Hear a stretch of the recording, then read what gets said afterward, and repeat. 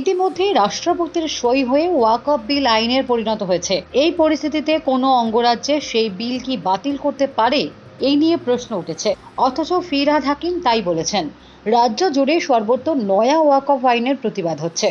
বিশেষ করে মুর্শিদাবাদের জঙ্গিপুর সুতিতে দফায় দফায় বিক্ষোভ হয়েছে, অশান্তির ঘটনাও ঘটেছে। তবে এই রাজ্যে ওয়াকফ আইন কার্যকরী হবে না বলে সাফ জানিয়ে দিলেন রাজ্যের পুরমন্ত্রী ফিরহাদ হাকিম। বুধবার মেদিনীপুরে এমকেডির রিভিউ বৈঠকে হয়। সেই বৈঠকে উপস্থিত ছিলেন রাজ্যের পুর ও নগর উন্নয়ন দপ্তরের মন্ত্রী ফিরহাদ হাকিম। পরে মিটিং শেষে সাংবাদিকদের মুখোমুখি হয়ে বেশ কিছু প্রশ্নের উত্তর দেন মন্ত্রী ফিরহাদ হাকিম। সেই প্রসঙ্গেই তিনি জানান, ওয়াকফ বিলের বিরোধিতা করে পশ্চিমবঙ্গ বিধানসভায় রেজুলিউশন নেওয়া হয়েছিল। সেই রেজুলিউশন পাঠানো হয়, তারপরও সেই ওয়াকফ বিল পাশ হয়, যেটা অন্যায়। কারণ সংবিধানে লেখা আছে সংখ্যালঘুদের সম্পত্তি তাদের হাতেই থাকবে, তাই এটা অন্যায় এবং অসাংবিধানিক। ওই বৈঠকে মেদিনীপুর ও খড়গপুরে উন্নয়নের বেশ কিছু প্রকল্প নিয়ে আলোচনা হয়। এছাড়াও যে সমস্ত সমস্যা রয়েছে সেগুলো যাতে দ্রুত কাটিয়ে মেদিনীপুর খড়গপুর উন্নয়ন পর্ষদের মাধ্যমে দ্রুত সম্পন্ন করা যায়, সেই বিষয়েও এই বৈঠকে আলোচনা করা হয়। সাংবাদিকদের তিনি আরো বলেন, বিজেপি এটা করেছে হিন্দু ভোট ও মুসলমান ভোটের জন্য।